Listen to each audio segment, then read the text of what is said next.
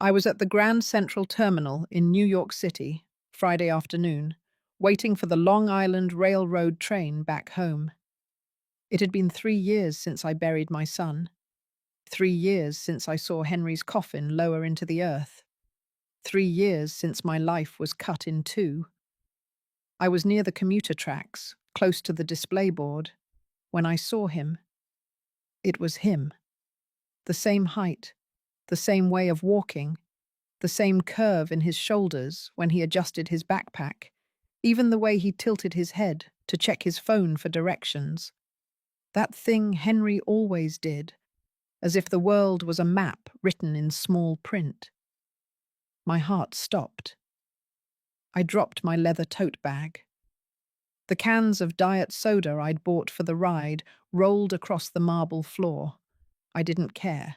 I ran toward him. "Henry!" I yelled. "Henry, my boy!" He turned, and then I saw his face. It was him, the same sharp jawline, the same faint scar near his left eyebrow. From that time he fell off his skateboard when he was 12, and he told me that story on his 21st birthday. I started crying. I couldn't stop. My hands were shaking when I reached out for him. "Henry, how is this possible?" He looked at me, and in that gaze, I saw something that chilled me to the bone. Confusion. "Excuse me, ma'am," he said with that voice I'd heard every day for 25 years. "I think you have me confused with someone." "No," I whispered. "No, you are my son." He took a step back. "I am so sorry, but I do not know you." He didn't know me. This man with Henry's face, Henry's voice, Henry's scar, did not know me. "Please," I begged him, taking his arm. He wore a crisp navy blue jacket. Henry had one just like it. "Please, Henry, it's me. I'm Rachel, your mother."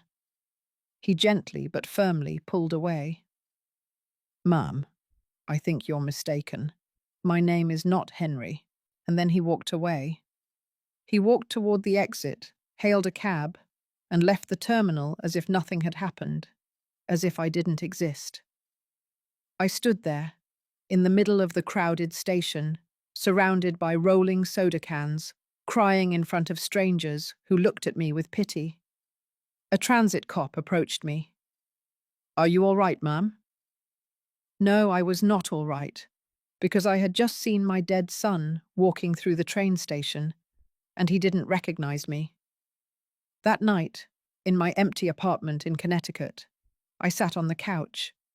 It still smelled like him, his cologne, his way of sleeping on his side. I took out my phone and found the last picture I took of him 4 days before the accident. He was at a Yankees game, smiling, wearing his favorite team cap. The same smile I saw today, the same face, the same man. But he said he wasn't Henry. Then who was he? And most importantly, why did he have the identical face of my deceased son?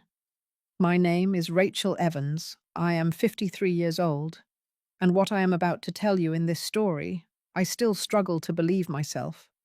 But it happened, and it changed everything I thought I knew about the son I raised for over 2 decades. Sometimes we trust too much in those we love. Have you ever been disappointed by someone close to you?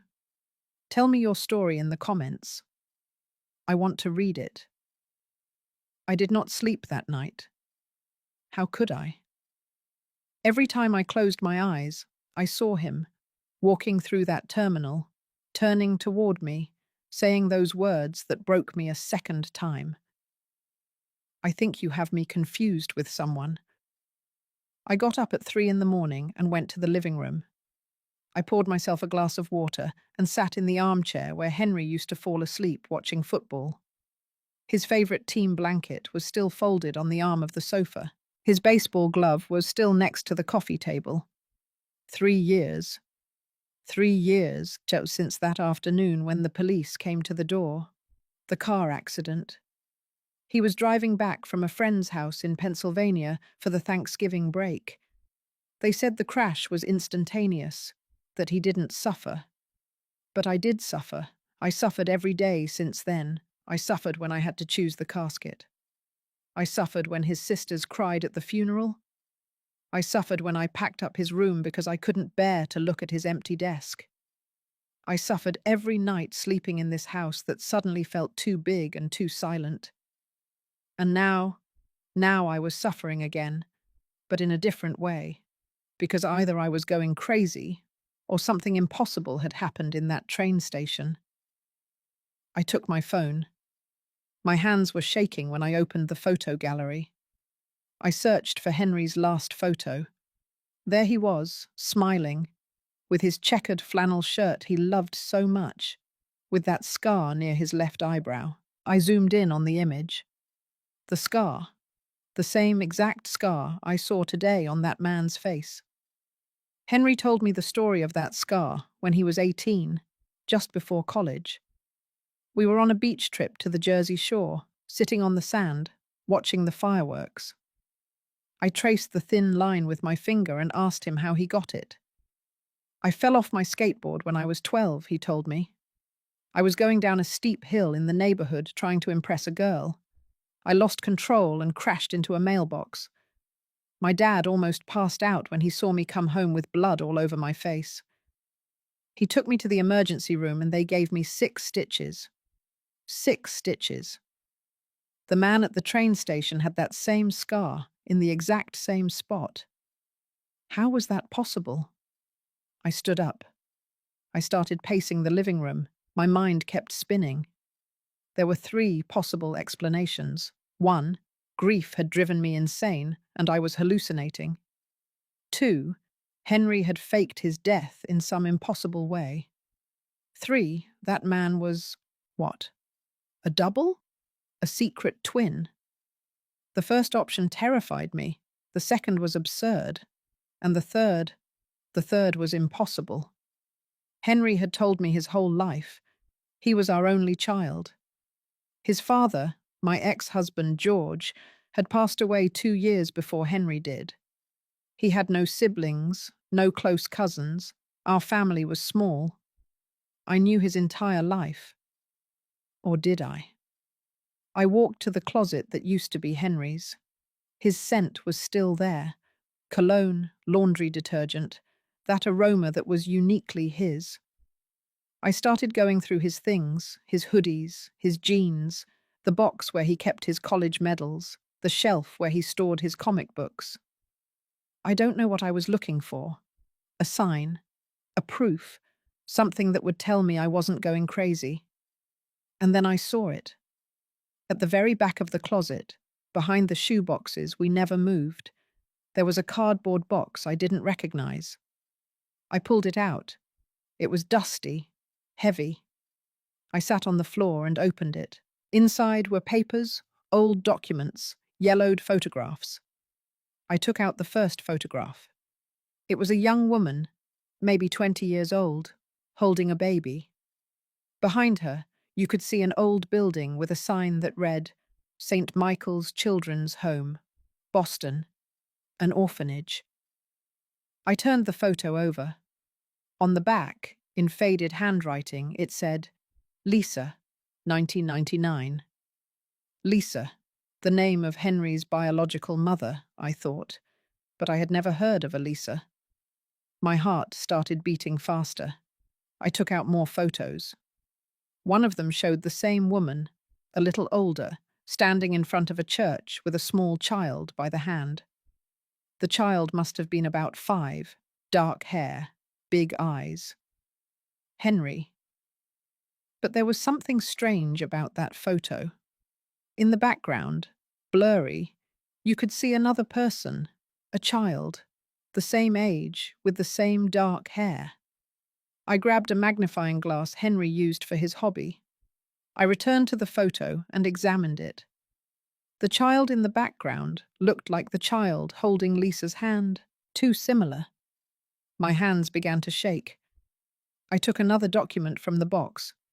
It was a birth certificate. Henry Michael Evans, born August 15th, 1999, Boston, Massachusetts. Mother, unknown. Father, unknown. Henry never told me that. He always told me his birth mother, Sarah, passed away soon after he was born, and his father, George, adopted him later. I never met her. I never saw photos of her.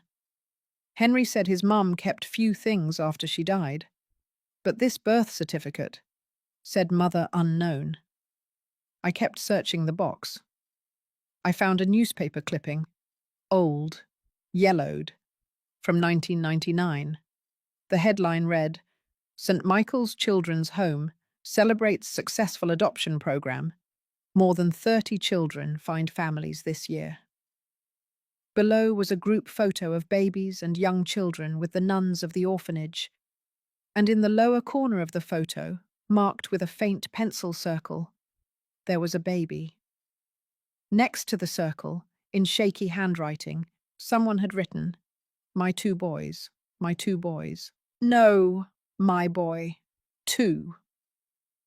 I sat on the closet floor for hours, surrounded by papers and photographs, trying to understand what I was seeing. Henry was adopted. That was clear now.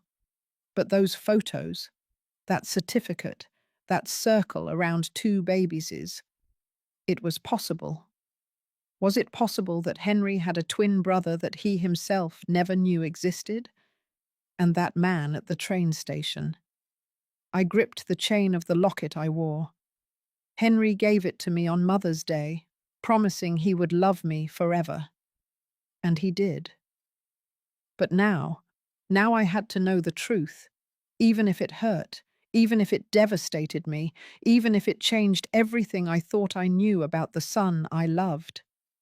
I had to find that man from the train station, and I had to discover who he really was. As I tell all this, I think about where you might be listening to me. Write the name of your city in the comments. I returned to Grand Central on Monday. I couldn't wait. I couldn't sit at home surrounded by old photos and unanswered questions. I needed to see him again. I needed to confirm I hadn't imagined it. I arrived at 10 in the morning, the same time as Friday. I grabbed a coffee, even though I didn't feel like drinking it. I walked slowly through every track platform, searching. Track 1, Track 2, Track 3. Nothing. I did 3 complete laps of the terminal. 1 hour, 2 hours. He wasn't there. I sat in the terminal cafe with a coffee I didn't want to drink. My hands were shaking. My heart was beating too fast. What if I had imagined it? What if it wasn't real? A maintenance worker passed by, wiping down the tables near me.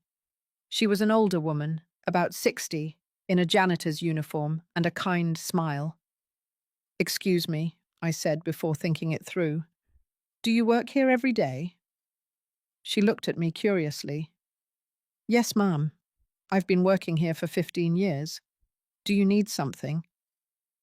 "Last Friday," I said, choosing my words carefully, "I saw a man here, tall, around 25 years old, dark hair, a scar on his eyebrow, wearing a navy blue jacket. Have you seen him? Does he come here often?" The woman wrinkled her forehead, thinking. A scar on the eyebrow. I pointed to my own eyebrow. She looked thoughtful. "I think I know who you mean. He comes every Friday afternoon. Very punctual, that gentleman. He always buys a ticket for the 4:30 p.m. train. He's usually here between 3 and 4 in the afternoon." My heart skipped a beat. "Do you know his name? Or where he lives?" She looked at me strangely. "No, ma'am. I just clean the tables. But he is very polite. Always greets me." "He buys a ticket for the 4:30 p.m. train." "Yes, like clockwork." 4 days. I had to wait 4 days to see him again, but now at least I knew I hadn't imagined it. That man existed. He came here every week, and I was going to be waiting for him. The next 4 days were torture. I couldn't sleep well. I couldn't eat well. My daughters, Sarah and Lisa, called me, worried. "Mum, are you okay?" Sarah asked me Wednesday afternoon. "You sound weird." "I'm fine, my love," I lied. "Just a little tired."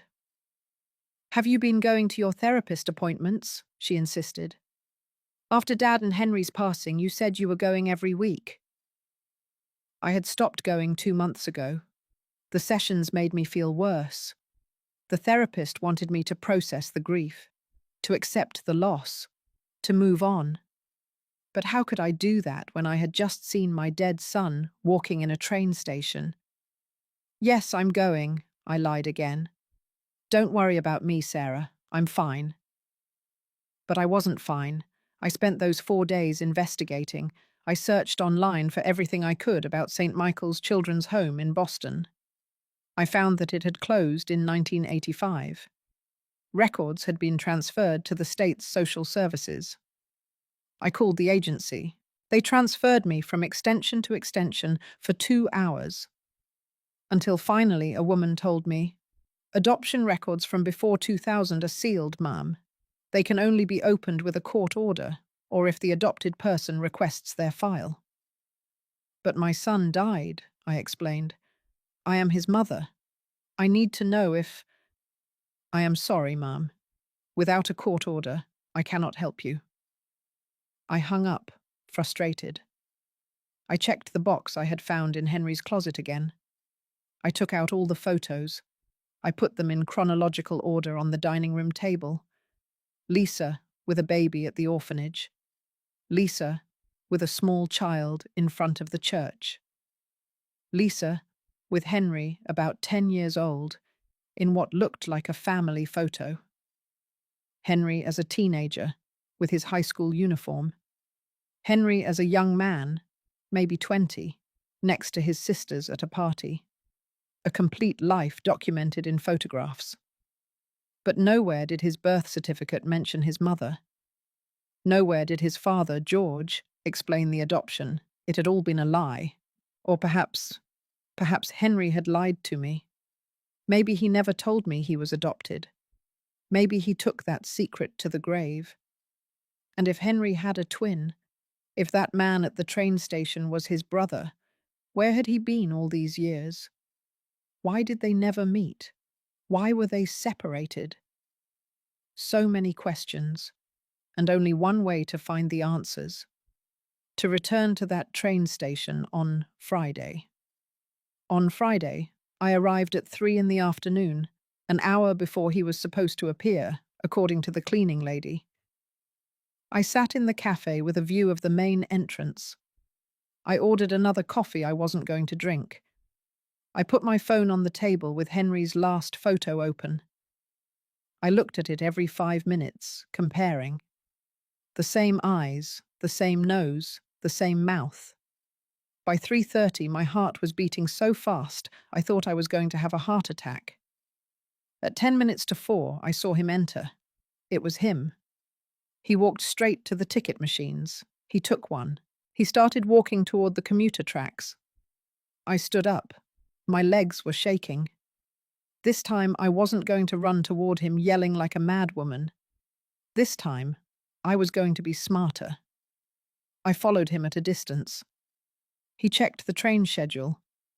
He moved calmly, unhurriedly, like someone who has an established routine. He walked toward the newsstand. He bought a bottle of water, a copy of the New York Times. I followed him 10 feet back, pretending to check products on the stands. He hadn't seen me yet. He passed the pretzel stand. And then, as if he sensed someone watching him, he turned. Our eyes met. I saw the recognition on his face. He didn't recognize me, but he recognized that I was the woman from last Friday, the crazy woman who had confused him with someone else. He took a step back. "Please," I said quickly, raising my hands to show I wasn't a threat. "Please don't leave. I just want to talk to you." He looked around, as if searching for help. Mom, I already told you last week I don't know you. I know, I said, approaching slowly.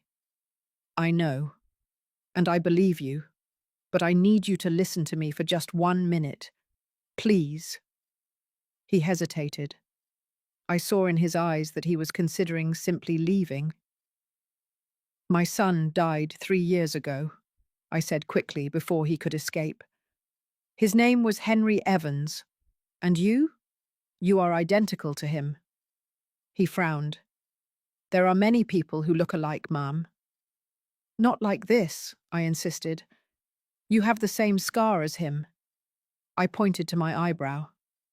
In the exact same spot, the same facial features, the same voice. He unconsciously touched the scar. That doesn't mean… Were you adopted? I asked directly. The change in his expression gave me the answer before he could speak. Surprise, discomfort, and something else.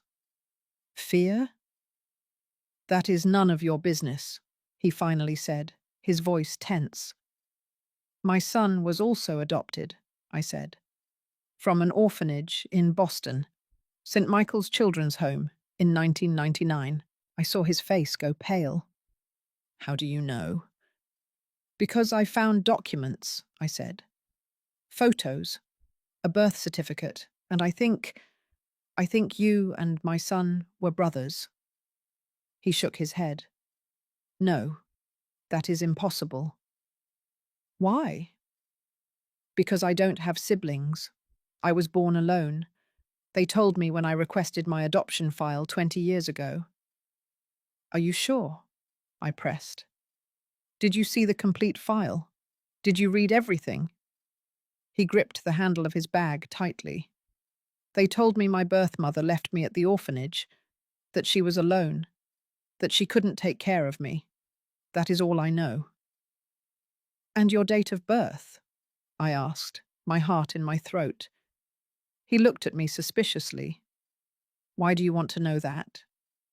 Please, I begged. Just tell me your date of birth. There was a long silence.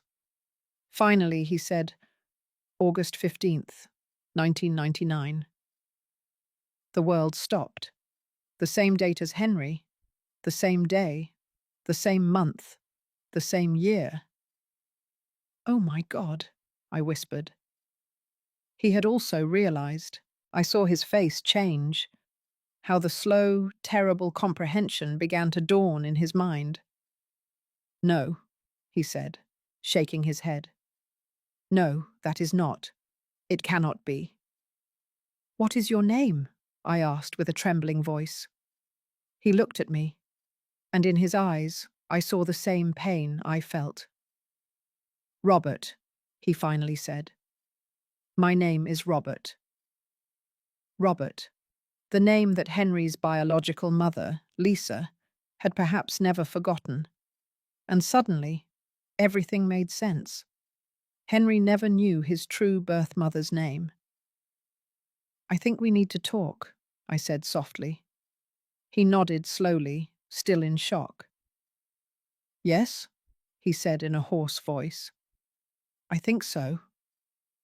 And there, in the middle of a busy train station in New York City, two strangers, united by a deceased man and a 25-year-old secret, we began to discover a truth that would change our lives forever. What would you have done in my place? Would you have believed him? Leave me your opinion in the comments. We ended up sitting in the terminal cafe. Robert had abandoned his ticket. I had left my bag too. Neither of us could think about catching a train at that moment. He sat across from me, hands on the table, staring at his coffee cup without touching it. I held mine, seeking warmth even though I wasn't cold. For the first 5 minutes, neither of us spoke.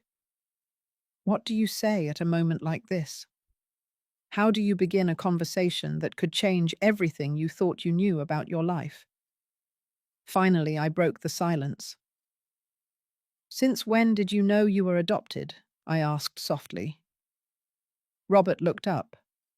Up close, the similarities to Henry were even more striking. The same shape of the eyes, the same wrinkles on his forehead, even the way he pursed his lips when he was thinking. "I always knew," he finally said. "My parents, my adoptive parents, never lied to me about it. Since I can remember, they told me they adopted me because they loved me and wanted me in their life. Were they good to you?" A small smile appeared on his face. "They were wonderful. My dad was a salesman in a tech company. My mum was a substitute teacher. We didn't have a lot of money, but we had love, a lot of love." His smile faded. "They both passed away 10 years ago, 6 months apart. My mum first, from cancer. My dad later, I think from loneliness."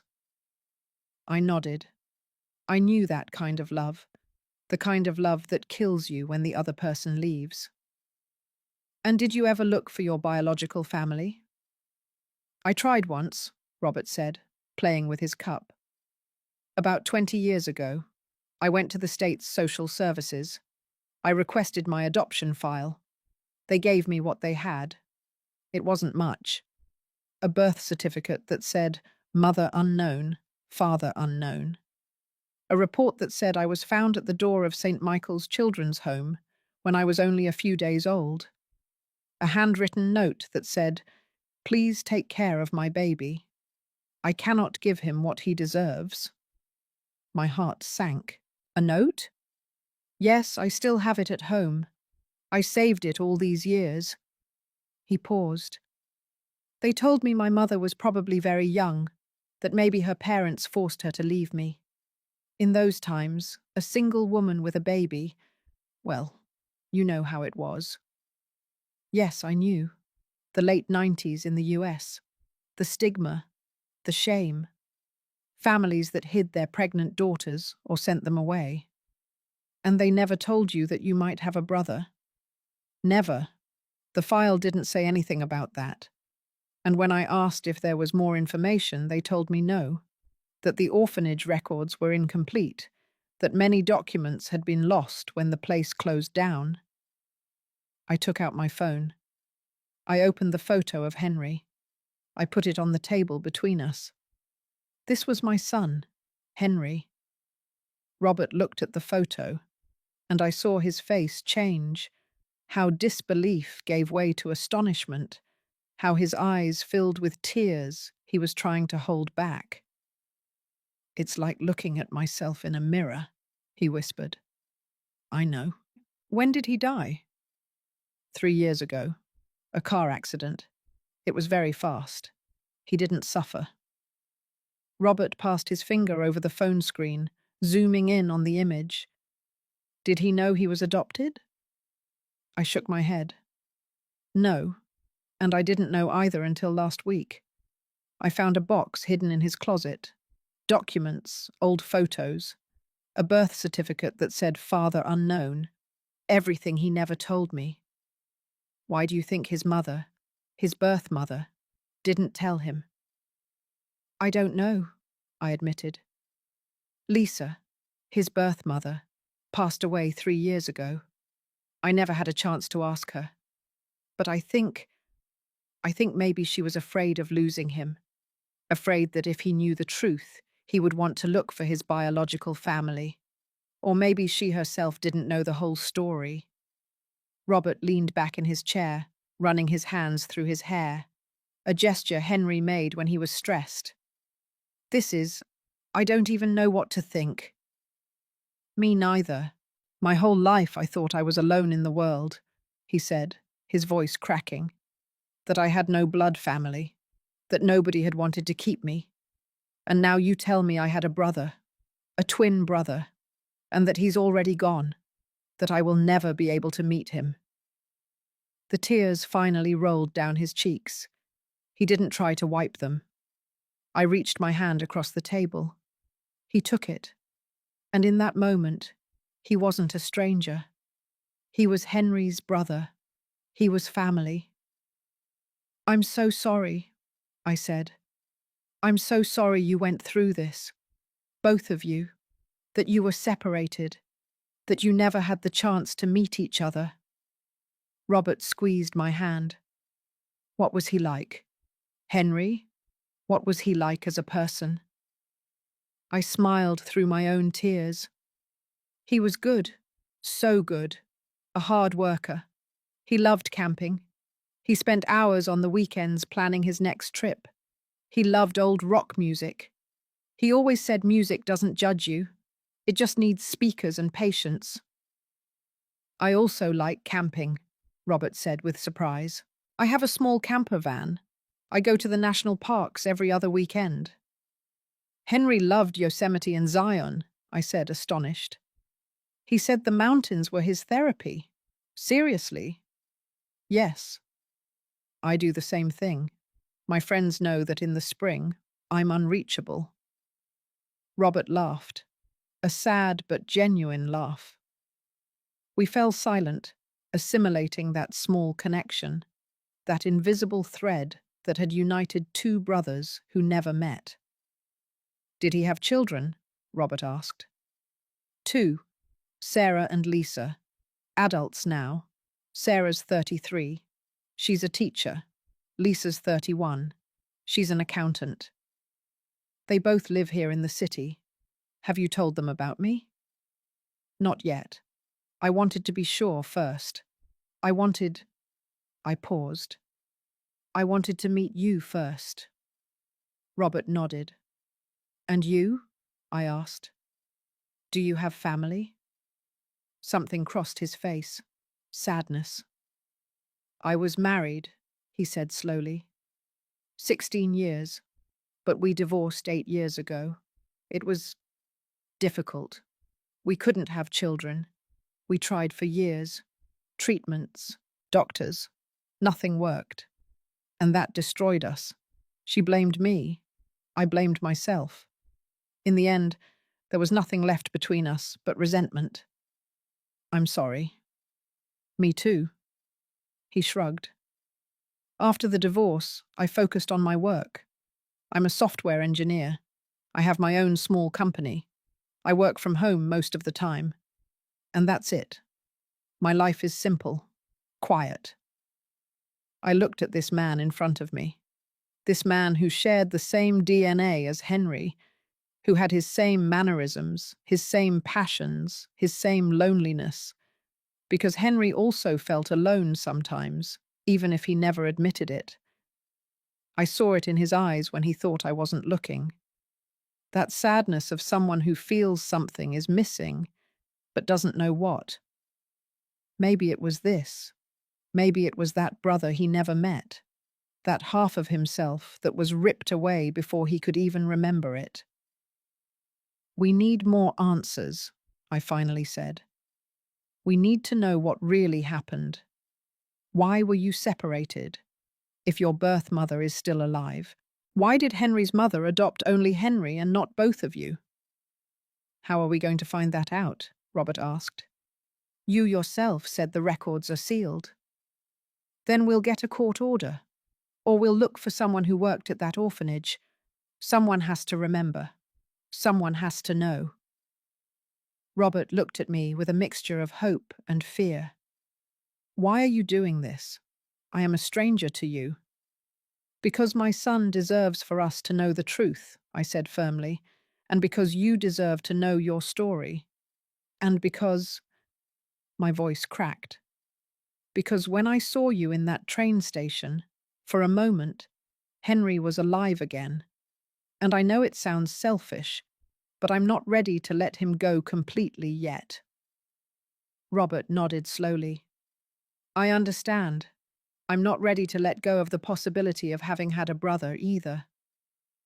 We sat there for another hour, sharing stories.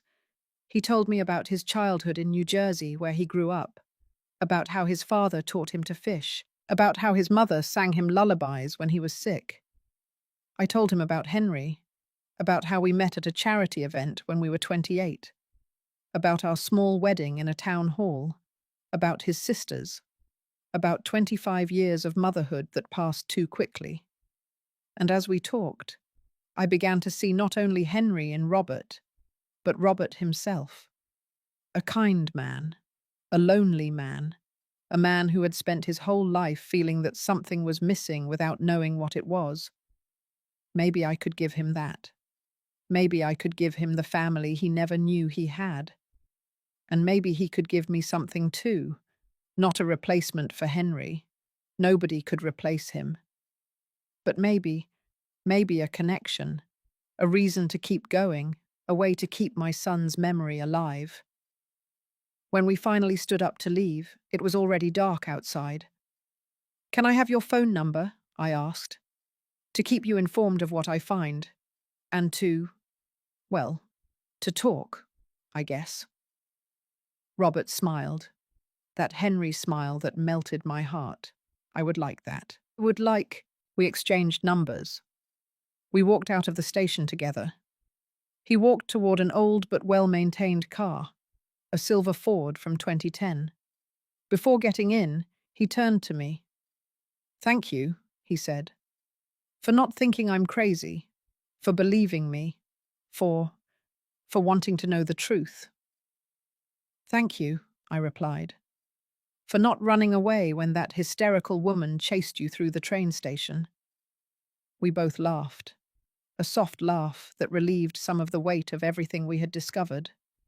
I watched him drive away, and as I watched his taillights disappear into the traffic, I touched my locket. "Henry," I thought, "I don't know if this is a sign from you or just a cruel coincidence from the universe, but I found your brother, and I'm going to find out what happened to you both. I promise." The wind blew softly, moving the leaves of the trees in the parking lot. And for a moment, just for a moment, I felt as if Henry was there with me, telling me I was doing the right thing, telling me to keep going, telling me I wasn't alone. Over the next 3 days, Robert and I texted constantly. At first, they were simple things. "Good morning," "Good night," "How was your day?" But then they started to become deeper. He sent me photos of his camper van trips, green trees hanging over a lake, red rocks in a canyon, a campfire at night. I sent him photos of Henry, of our wedding, of his sisters when they were little, of the house Henry grew up in. And in every photo, Robert saw something familiar, a posture, an expression, a way of smiling. "It's like seeing a life I could have had," he texted me one night. "It's like seeing a version of my son I never knew," I replied. Thursday morning, he called me. "I found something," he said, without even saying hello. His voice sounded shaky. "I was going through my things, looking for the adoption file they gave me 20 years ago, and I found the note, the one my birth mother left. Do you have it there?" "Yes, I've been reading it over and over, and there's something I didn't see before." "What is it? Can I come to your house? I need to show you this in person." My heart got faster. "Of course. Yes. Come whenever you want." "Is in an hour okay?" "Perfect." I hung up the phone with trembling hands. 1 hour. In 1 hour, I was going to have Robert here, in the house I shared with Henry, in the space that had been ours for over 20 years. Was I ready for that? I didn't know, but I needed to know what he had found. I spent that hour obsessively cleaning, even though the house was already clean. I put away the photos of Henry that I had in the living room. Then I took them out again. Then I put them away again. Was it weird to have photos of my deceased son when his twin brother was coming? Was it weird not to have them? In the end, I left them where they had always been. Henry was my son. This was his house, and I wasn't going to hide that. When the doorbell rang, I almost jumped out of the armchair. I opened the door. There was Robert, in jeans and a white shirt, holding an old manila envelope in his hands. "Hello," he said softly. "Hello." Come in." He walked in slowly, looking around. I knew he was seeing the house where his brother lived, where his brother died. "It's nice," he said. "Thank you. Would you like some coffee?" "Please." We went to the kitchen. I made coffee while he sat at the table. The same table where Henry and I ate breakfast every morning for years. I served his cup. I sat across from him. "What did you find?" I asked. Robert opened the envelope. He took out a yellowed paper, carefully folded. He put it on the table between us. "This is the note," he said. I leaned in to read it. The handwriting was shaky, feminine, from someone who had been crying while writing. It said, "Please take care of my baby. I cannot give him what he deserves. His father wants nothing to do with us. My family has kicked me out of the house. I have no job. I have no money. I am barely 17, and I do not know how I will survive myself, much less care for a child. Please, give him a good family. A family that loves him, a family that gives him everything I cannot. His name is Robert. Please do not change it. It is the only thing I can leave him. God bless you for taking care of him. L.M." I read the note 3 times. "L.M.," I finally said. "Do you have any idea who that might be?" When they gave me this note 20 years ago, the social worker told me that the initials probably corresponded to Lisa Miller, that was the name that appeared in some orphanage documents as the mother who had left me there. Lisa Miller. Oh my God, I whispered. "But here's what I didn't understand until now," Robert said, pointing to the note. "It says my baby, singular. It doesn't say my babies. It doesn't mention there were 2. Maybe she didn't know she was going to have twins." I thought that too. But then I looked at this. He took another paper from the envelope. It was a copy of his birth certificate. My date of birth is August 15th, 1999, but it says I was born at 2:30 in the afternoon at Boston General Hospital. I took out my phone. I opened the photos from Henry's box. I found his birth certificate. Henry's said he was born August 15th, 1999, at 2:15 in the afternoon at the same hospital. Robert nodded slowly. 15 minutes apart. That means the doctors knew there were 2, that Lisa knew there were 2. So why does the note only mention 1? "That is the question," Robert said, his voice tense. "Why would a mother who leaves her babies at an orphanage only write about one of them?" We fell silent, thinking. And then slowly, a terrible idea began to form in my mind. "What if she didn't leave both of them?" I said softly. Robert looked at me. "What do you mean?" "What if she only left one? What if she kept the other?" I saw his face change, how the realization hit. "Henry," he whispered. "She kept Henry, and she left me." The words hung in the air between us, heavy, painful. Robert got up from the table. He started pacing the kitchen, running his hands through his hair. That Henry gesture when he was agitated. "Why?" he asked, his voice broken. "Why would she keep one and leave the other? How does a mother do that?" "I don't know," I said, feeling my own tears. "I don't know, Robert. She was 17. She was alone. No family, no money," he continued, his voice rising. "And she decided she could care for one baby, but not 2. How did she make that decision? How did she choose?" "Maybe she had no choice," I said softly. "Maybe she thought it was the only way to survive." "But she chose!" he yelled. Then he stopped, breathing hard. "I'm sorry. I shouldn't have yelled." "It's okay.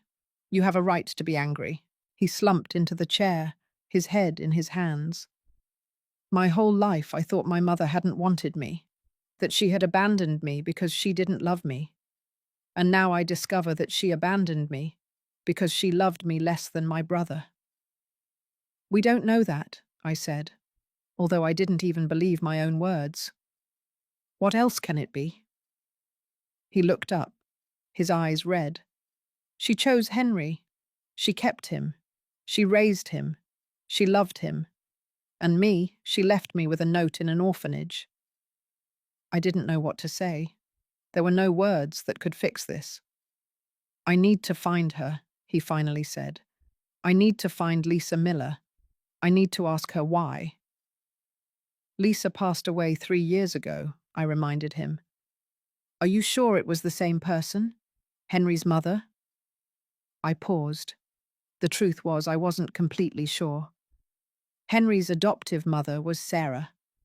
Maybe Lisa was her sister. I have photos of her, I said, from when she was young. I found them in Henry's box. Can I see them? I went to my bedroom. I took out the box. I returned with the photos. I showed him the first one, of a young woman holding a baby in front of the orphanage. Robert took it with trembling hands. It's her, he whispered.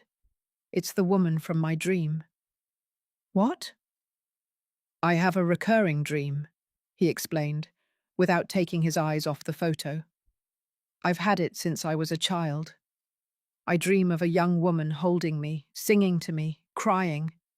I never see her face clearly, but I feel she loves me, that she doesn't want to let me go.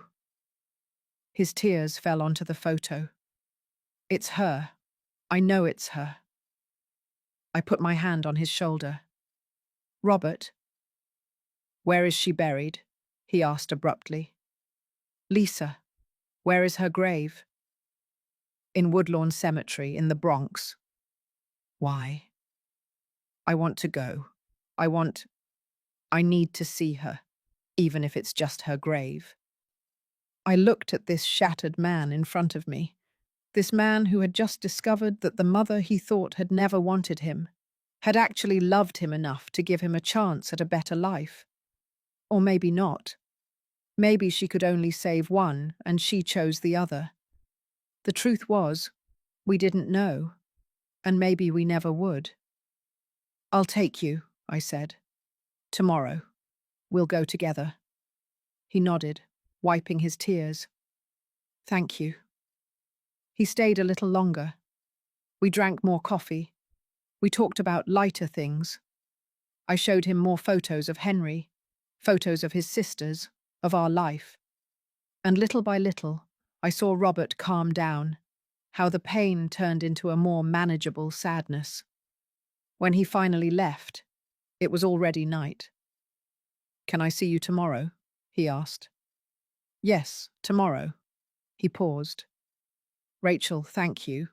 For this. For helping me. For not treating me like I was crazy.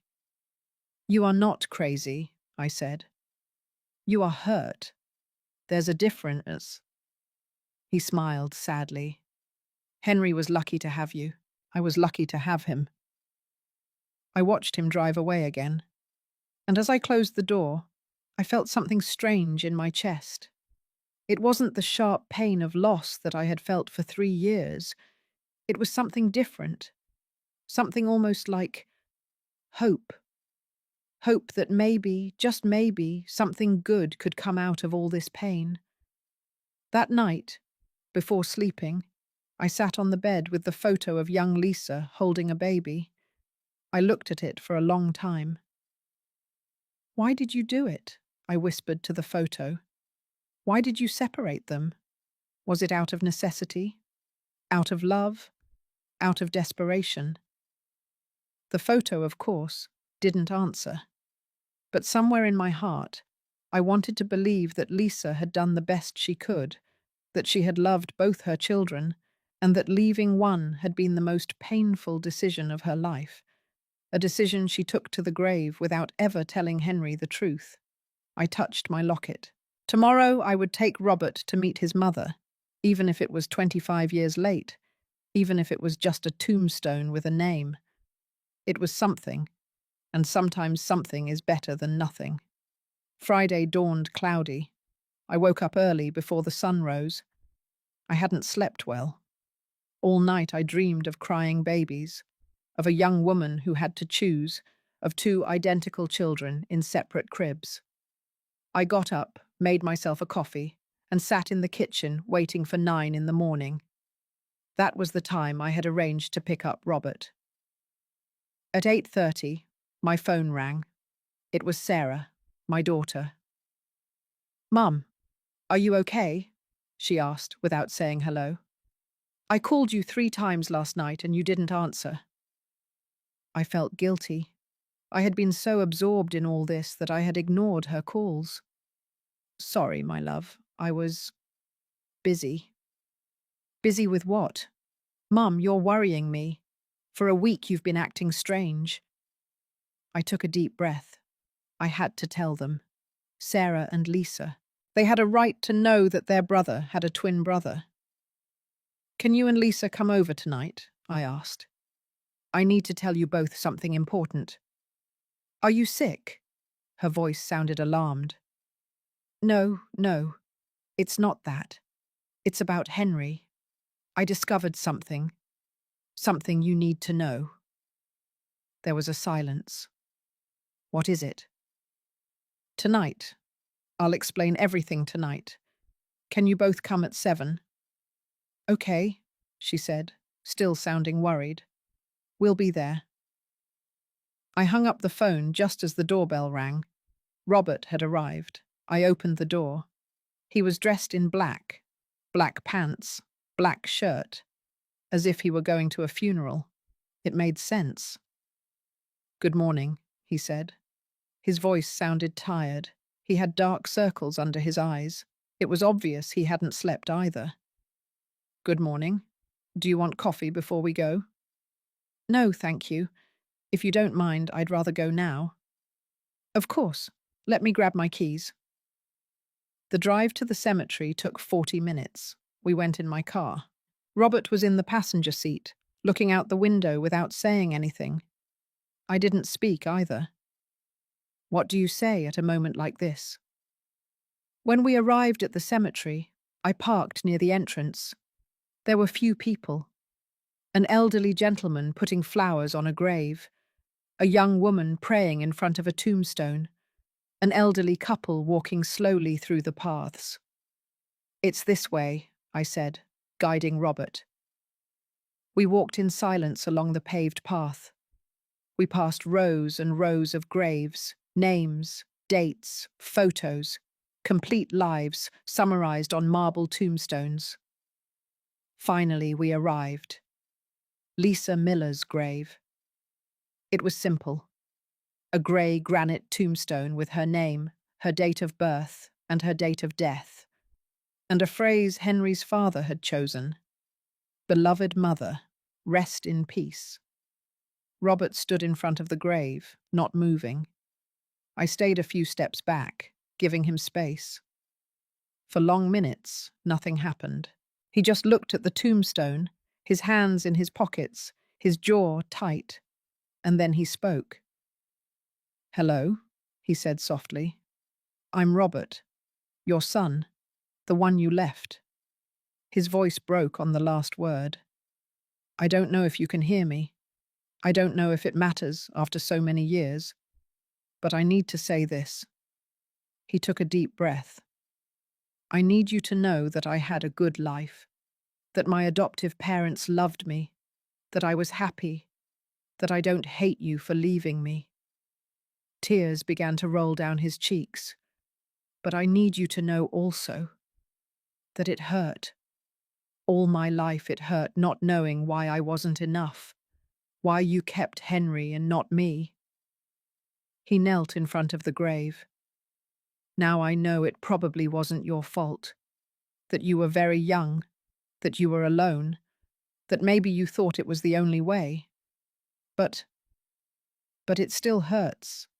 It hurts to know that I never met you, that I never got to ask you why, that I never had the chance to tell you that I understand, or that I forgive you, or that I love you anyway.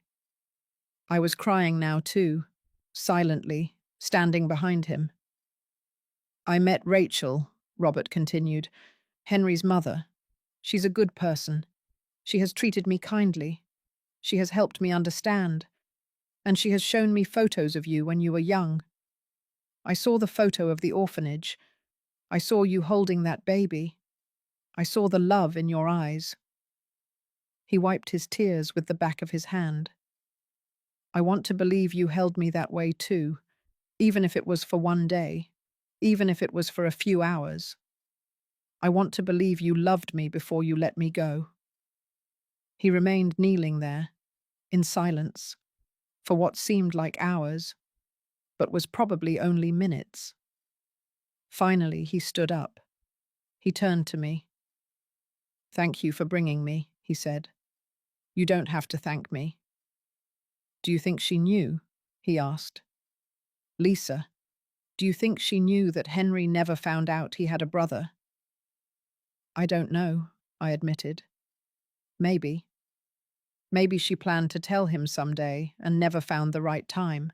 Or maybe she decided it was better he didn't know, that it would be more painful to know he had lost a brother he never met. Robert nodded slowly. Henry was happy, right? In his life. Was he happy? Yes, I said with certainty. He was very happy. He loved his sisters. He loved me. He loved his work, his camping, his quiet life. He wasn't perfect, but he was happy. That's good. I'm glad at least one of us had that. You can have that too, I said softly. He looked at me. How? I'm alone. No family, no. But you're not alone anymore, I interrupted. You have nephews and nieces, Sarah and Lisa. They have a right to know their uncle, and you have a right to have family. Do they know about me? I'm going to tell them tonight. They're coming to my house, and I would like you to be there, so they can meet you. Robert fell silent, processing this. Are you sure? I don't want to intrude on your family. You are not intruding. You are part of this family. You always were, even if nobody knew it. He nodded, his eyes shining with new tears. But this time they weren't tears of pain. They were of something else, something that looked like hope. We stayed a little longer at the cemetery. I knelt in front of Lisa's grave, and I spoke to her too. Hello, Lisa, I said softly. I know Henry loved you. He always spoke of you with such affection. He said you were the best mum in the world, and I believe you were. You did what you thought was right, and thanks to you, Henry had a beautiful life. I paused. But Robert also deserves to be remembered. He deserves to be part of this story, so I'm going to make sure he is. I promise you. I put fresh flowers on the grave, yellow roses, Lisa's favourites, according to Henry's high school yearbook. When we left the cemetery, the sun had come out. The clouds had cleared a bit. Are you hungry? I asked. I know a place nearby that makes delicious burgers and fries. Robert smiled. A small but genuine smile. I would love that. We went to a small diner that Henry and I used to frequent. It hurt a little to enter without him, but it also felt good to take Robert, as if it were a way to keep the connection alive. We ordered burgers, fries, and milkshakes, and as we ate, we talked. Not about heavy things, not about Lisa, or secrets, or pain. We talked about simple things, about his work as an engineer, about my years as an event planner before I retired, about his camping trips, about my grandchildren. And I realized something. I liked Robert, not just because he looked like Henry, not just because he was his brother, but because he was a good person, kind, thoughtful, with a good sense of humor that came out when he felt comfortable. "You know," he said at some point during the meal, "when I first saw you in that train station, I thought you were crazy. A woman crying and yelling that I was her dead son. It was terrifying." I laughed. I must have looked like a lunatic. "I'm sorry about that." "Don't be," he said with a smile. "If you hadn't done that, if you had been calmer, I probably would have run away and never discovered all this." That's true. Sometimes the crazy things are the ones we need to do. We finished eating and ordered more coffee. We were in no hurry to leave. It was nice to be there, in that small corner of the world, without pressures or expectations. "What time do you want me to come to your house tonight?" he finally asked. "At 7. Sarah and Lisa will be arriving around that time." "Are you nervous?" "Very," I admitted. "I don't know how they'll react. It's a lot to process." "It's been a lot for you, too," Robert pointed out. "And you've handled it incredibly well." I don't know if incredibly well is the right description. I've cried every day for the last week, but you kept going. You investigated. You found me. You helped me. That took a lot of strength. His words warmed my heart. "Thank you," I said softly. "No, thank you. For everything." We looked at each other across the table. And in that moment, I felt something I hadn't felt in a long time. It wasn't romantic attraction. Not yet. It was connection, understanding, the feeling that someone truly sees you and accepts what they see. We paid the bill and left the diner. The sun was shining completely now. It was a beautiful day. "I'll see you at 7 then," I said, when we arrived at where his car was parked. "At 7, he confirmed.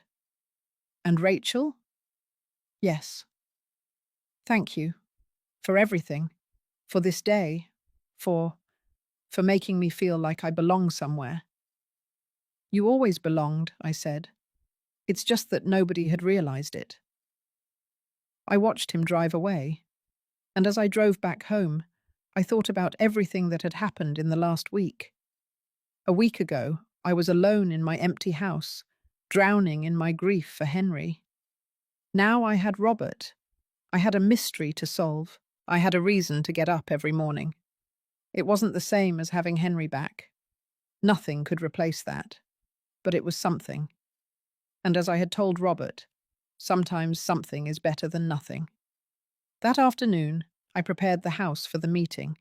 I cleaned, I made coffee, I got cookies, and I took out all the photos. The ones from Henry's box, the ones of Lisa, the ones of the birth certificate, the note from Lisa. Everything was going to come out into the light tonight, and I didn't know how my daughters would react. I only knew they deserved the truth, the whole truth, even if it hurt. I still wonder if I did the right thing by looking for the answers. And you? What would you have done in my place? At 7 sharp, the doorbell rang. It was Sarah and Lisa. I opened the door and there were my 2 daughters. Sarah in her business suit, straight from work. Lisa in jeans and a casual shirt, her accountant uniform. "Mom," Sarah said, hugging me. "You had us so worried." "I know, my love. Come in. Sit down. I'm going to explain everything." They walked into the living room. They sat on the sofa, side by side, looking at me with concern. "What's going on, Mum?" Lisa asked. "Sarah said you discovered something about Henry." I took a deep breath. "Where to start?" "A week ago," I began. "I went to the train station and I saw someone that I thought was your brother." Sarah frowned. "How did you see Henry?" "Mum, Henry died 3 years ago." I know. But this man, he was identical to him. The same face, the same voice, the same scar on his eyebrow." Lisa and Sarah looked at each other, worried. Mum, Lisa said softly, have you been taking your medication? Have you been going to your therapist appointments? I'm not crazy, I said firmly, and I'm not hallucinating. This man is real. And it turns out he is your brother's twin brother. Silence. Sarah was the first to speak. What? Your brother had a twin brother. His name is Robert, and we never knew about him because they were separated at birth. Henry was adopted by his birth mother, Lisa, and Robert was adopted by another family. That is impossible, Sarah said, standing up. Henry would have told us. His mum would have told us. Henry's birth mother never told him he was adopted, I explained. I found documents hidden in Henry's closet. Birth certificates, photos from the orphanage, a note from his birth mother. Let me see, Sarah demanded, her lawyer's instinct taking over. I went to the dining room table where I had put everything. I brought the box. I put it in front of them. Lisa and Sarah started going through the documents. I saw their faces change, from skepticism to confusion, from confusion to astonishment. Oh my God, Lisa whispered, looking at the birth certificate. It's true. Henry was adopted. And this Robert? Sarah asked. Where is he? Did you meet him? Yes, I met him. We've been talking all week, investigating, trying to understand what happened. And what happened? Lisa asked. I told them everything. About Lisa Miller, about how she had twins at 17, about how she apparently kept Henry and left Robert at the orphanage, about the note, about the grave.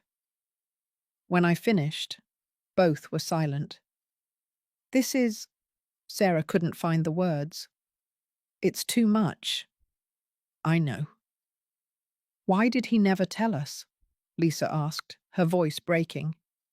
Why did Henry never tell us he was adopted? Because he never knew, I said softly. His mother never told him, and when she passed away, the secret died with her. Until now, Sarah said. Until now. The doorbell rang again. The three of us turned toward the door. That must be Robert, I said. I asked him to come so you could meet him. Now? Sarah exclaimed. Mum, this is too fast. We haven't even processed. I know, but he is so alone, and you are his family, the only one he has left. I went to open the door. Robert was there, with a box in his hands and looking nervous. Hello, he said. I brought cupcakes. I didn't know if it was appropriate, but it's perfect, I said, smiling. Come in. I led him to the living room, and I saw the exact moment my daughters saw Robert for the first time. The shock on their faces, the disbelief, the recognition, because there he was, an exact copy of their brother, standing in their living room. Oh my God, Sarah whispered. You're identical to Henry, Lisa finished, standing up. Robert stood there, uncomfortable, not knowing what to do. Hello, he finally said. I'm Robert, and I know this is very strange for you. It is for me too. There was a long silence. Then Sarah walked toward him. She looked at him closely. She studied his face, the scar, the eyes, everything. You have his smile, she said with tears in her eyes. The same smile Henry had when he was nervous. Really? Yes. She wiped her tears. I don't know what to think. I understand, Robert said. If you want me to leave. No, Lisa said suddenly, approaching too. No, stay. We need to talk, to meet you, to understand all this. We all sat in the living room. I served coffee. I cut the cupcakes Robert had brought, and we started talking. At first it was awkward. Basic questions. What do you do for a living? Where do you live? Are you married? But slowly the questions became deeper. What was it like growing up not knowing you had a brother? Sarah asked. Robert thought before answering. Lonely, he finally said. I always felt like something was missing, as if there was a void in my life I couldn't explain. My adoptive parents were incredible. Don't get me wrong, but there was something, a connection I didn't have with anyone. Henry used to say something similar sometimes, Lisa said quietly. When he drank a little too much at Thanksgiving, he would say that sometimes he felt as if he had left something important behind, as if he had forgotten something. Mum, do you remember? I nodded. I remembered. Henry had those moments of inexplicable melancholy. Maybe we felt each other, Robert said. Maybe on some deep level, we knew we were missing the other. Twins have that, Sarah said, who had started Googling on her phone. There are studies on twins separated at birth. Many report feeling an inexplicable connection, similar dreams, similar tastes, even physical pains at the same time. Really, Robert asked. Yes, it's fascinating.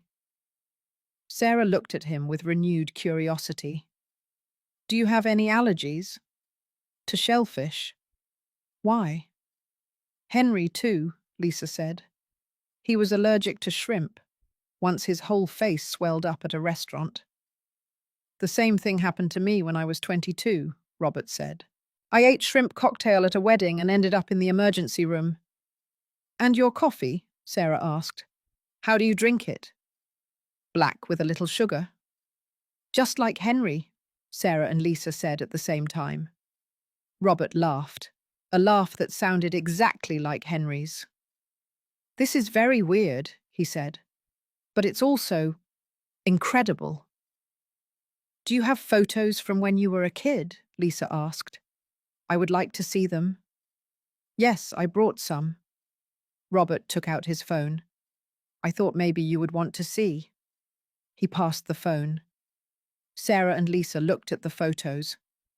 I came closer too. There was Robert as a child, 5 years old, smiling with 2 missing teeth. Oh my God, Sarah said. He's identical to this photo of Henry. She went to a shelf and picked up a picture frame.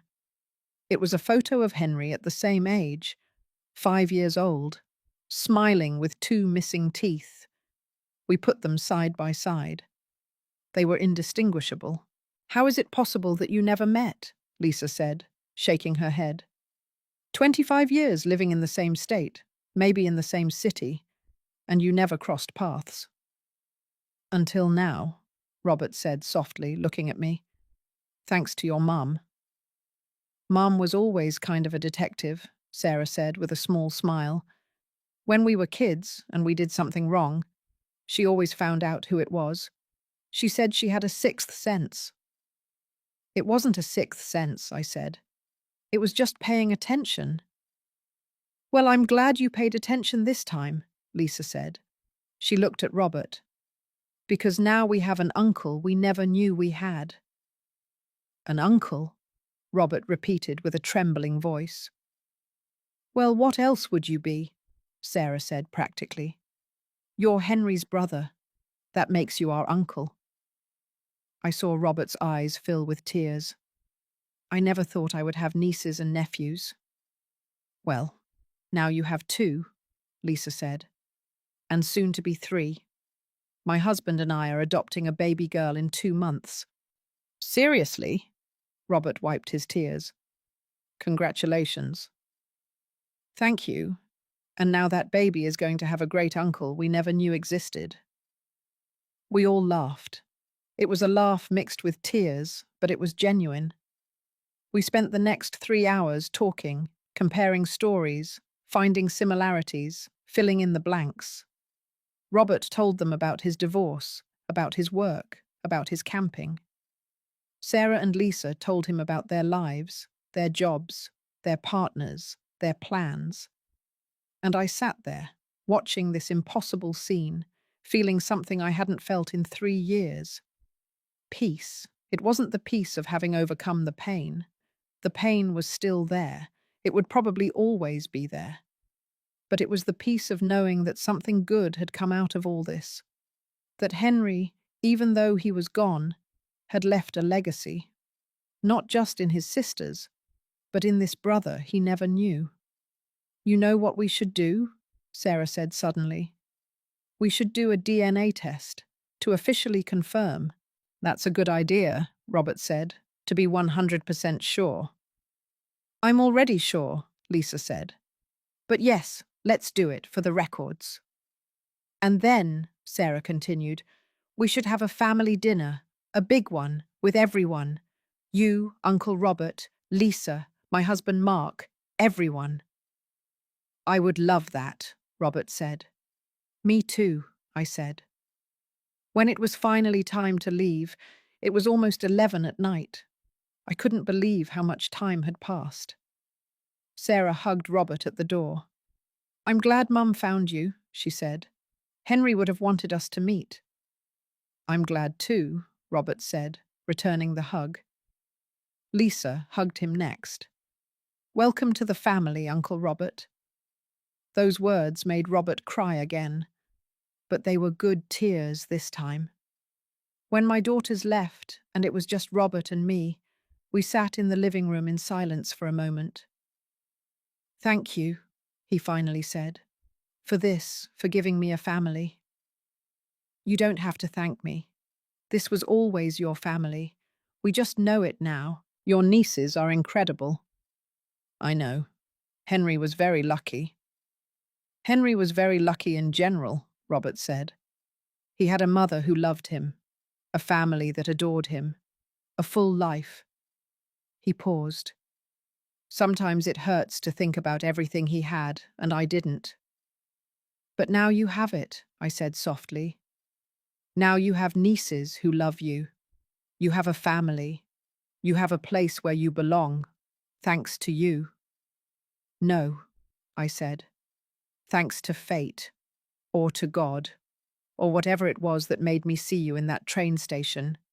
I just followed my instinct." Robert stood up. I did too. At the door, he turned to me. "Can I hug you?" he asked. "I know it's weird, but—" "It's not weird," I said, opening my arms. We hugged, and for a moment, with my eyes closed, I allowed myself to imagine it was Henry, that it was my son saying goodbye one last time. But when I opened my eyes, it was Robert, and that was okay too. "Good night, Rachel." "Good night, Robert." I watched him walk away, and when I closed the door, I leaned against it and cried. I cried for Henry, for Robert, for Lisa, for all the lost years, for all the connections that were never made. But I also cried with relief, because for the first time since Henry died, I felt like I had done something important, something that mattered. I had reunited a family that never knew it was broken, and in the process, I had found something for myself too, not a replacement for Henry, never that, but maybe a friend, a connection, a reason to keep going. That night, before sleeping, I looked at Henry's photo on my nightstand. "I found him," I whispered to him. "I found your brother, and he's a good person, my love. You would have liked him." I touched the photo softly. "I wish you were here to meet him. I wish things had been different." The silence of the house answered me, but it wasn't such a heavy silence anymore, because now I knew I wasn't completely alone, that there was a part of Henry still in this world, walking, breathing, living, and that was enough for now. The following weeks were strange. Good, but strange. Robert began coming to the house regularly. At first it was once a week, Sundays. It became our tradition. I cooked. He brought dessert, and we spent the afternoon together. Sometimes Sarah and Lisa came too. Sometimes it was just the two of us. And slowly, very slowly, I began to get to know Robert not as Henry's brother, but as Robert.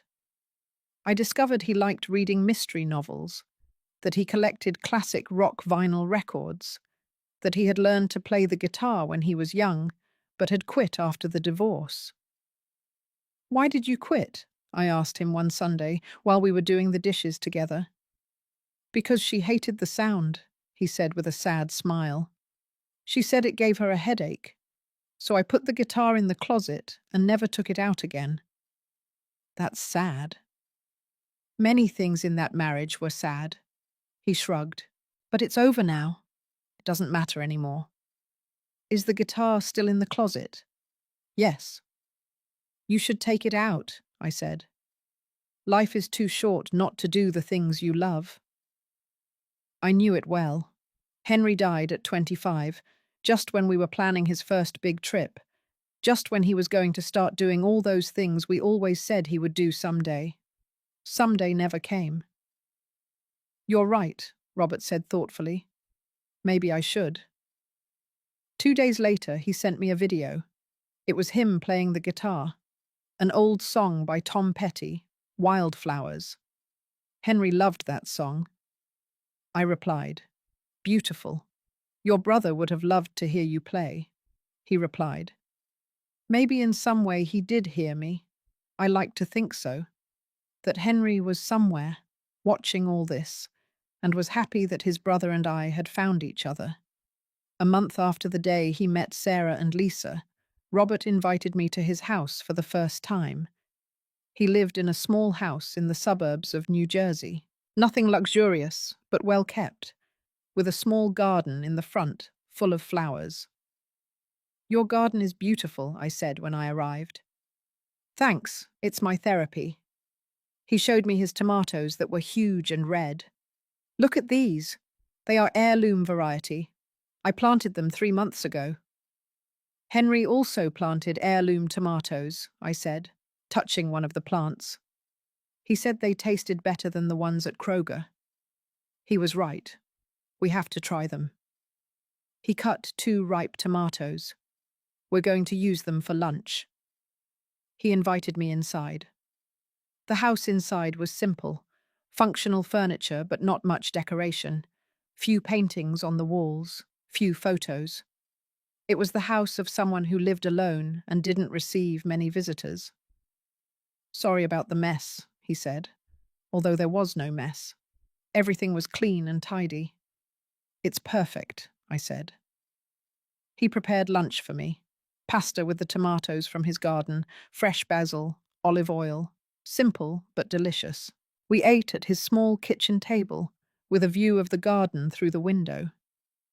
"Do you feel lonely here?" I asked without thinking it through. Then I regretted it.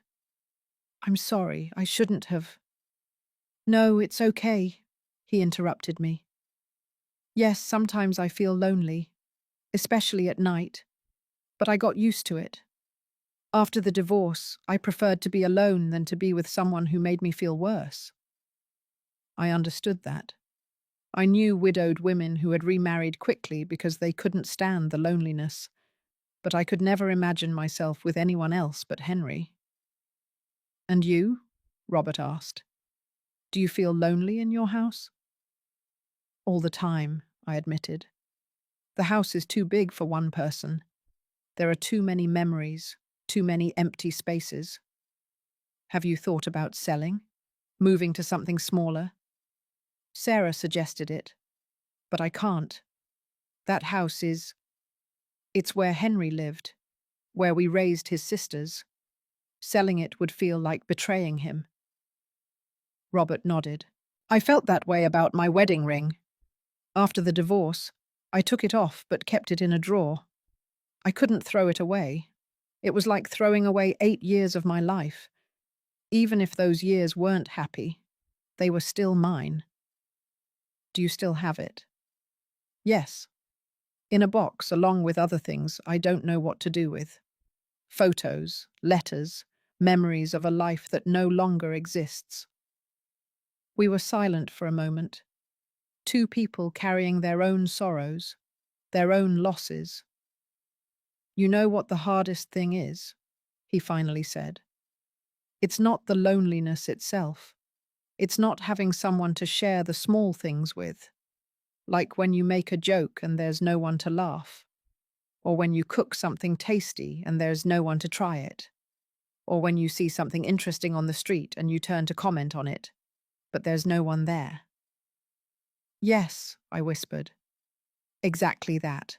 "Henry was lucky to have you," Robert said, looking at me, "to have someone to share all that with for 25 years. I was lucky to have him." After lunch, Robert showed me the rest of his house. His small office where he worked, his simple bedroom, and in a room at the back, his music room. There was his vinyl collection, hundreds of them organized alphabetically, and in the corner, on a stand, his guitar. "I took it out," he said, touching it softly, "after your text. I cleaned it. I changed the strings, and I've been playing again." "I'm glad. Do you want to play something?" "I'd love to." He sat down and started playing. Another old song, Yesterday by the Beatles. I closed my eyes and listened, and for a moment, I felt as if Henry was there with me.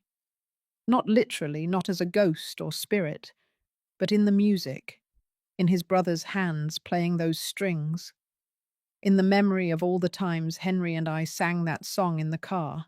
When he finished playing, I had tears in my eyes. "I'm sorry," I said, wiping them. "That song was special for you and Henry."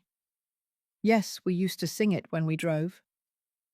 Robert put the guitar aside. He sat next to me on the small couch in the music room.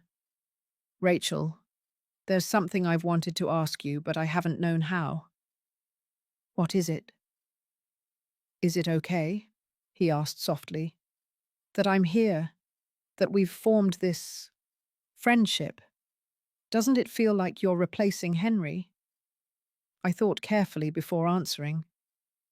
"At first," I admitted, "I felt guilty, as if being with you was betraying his memory. Because you look so much like him, you sound so much like him. Sometimes when I'm not paying attention, for a second I think you're him." "I know, I've noticed. But," I continued, "little by little I've realized that you are not Henry. You are Robert, and although you look alike, you are different.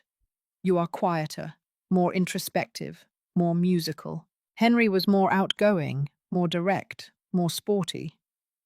And is that okay? That I'm different?" "It's more than okay," I said, "because I don't want a replacement for Henry. Nobody could replace him. But I do want—" I searched for the right words. "I do want a friend, someone who understands, someone to share the small things with." Robert smiled. That Henry smile that melted my heart, but that I was now beginning to recognize as Robert's too. "I want that too," he said, "and I can be that friend for you. If you let me. You already are." We sat there, in that small music room, surrounded by vinyl records and memories, two lonely people who had found mutual comfort. It wasn't romance. Not yet. But it was something. It was connection. It was companionship. It was the promise that neither of us had to be alone. 2 weeks later, Robert invited me to a concert. It was a blues festival in New Orleans, a genre Henry never enjoyed, but that I always loved listening to live. "You don't have to come if you don't want to," he said when he proposed it to me. "I know maybe it's weird, but I have 2 tickets, and I thought—" "I would love to go," I said without hesitation. The night of the concert, I dressed more carefully than I had in months. I put on a navy blue dress that Henry had given me years ago, but that I rarely wore. I put on light makeup. I styled my hair. When I looked in the mirror, I almost didn't recognize myself. I had been so lost in my grief for 3 years that I had forgotten about myself, about the woman I was, besides being Henry's mother. Robert arrived on time. He wore a grey suit jacket. He looked handsome. I couldn't help but think it. "You look beautiful," he said when I opened the door. "Thank you. You look very good too. Ready? Ready?" The concert was magical. The music filled the theatre, enveloping everyone in its energy. I got lost in the notes, in the rhythm, in the passion of the musicians. Robert was sitting next to me, completely absorbed too. Occasionally our hands touched on the shared armrest. And we didn't move. We let them stay. During the intermission, we walked through the theatre lobby. "What did you think?" he asked. "Incredible. Thank you for inviting me." "Thank you for coming." He paused. I had forgotten how nice it is to share something like this with someone. "Me too." We looked at each other, and in that moment, I felt something I hadn't felt in a long time. A spark. Small, almost imperceptible. But it was there. It wasn't guilt. It wasn't betrayal. It was just possibility. The possibility that maybe, just maybe, life hadn't ended when Henry died. The possibility that maybe there was still joy to be found, moments to live, connections to make. Not now, not yet. But someday, maybe. After the concert, Robert drove me home. At the door, before saying goodbye, he said, "Rachel, there's something I want you to know." "What?" "These last 2 months since I met you have been the best of my life in a long time. And it's not because you look like Henry's mother, or because you are my connection to the brother I never met. It's because you, because you are kind, and strong, and genuine.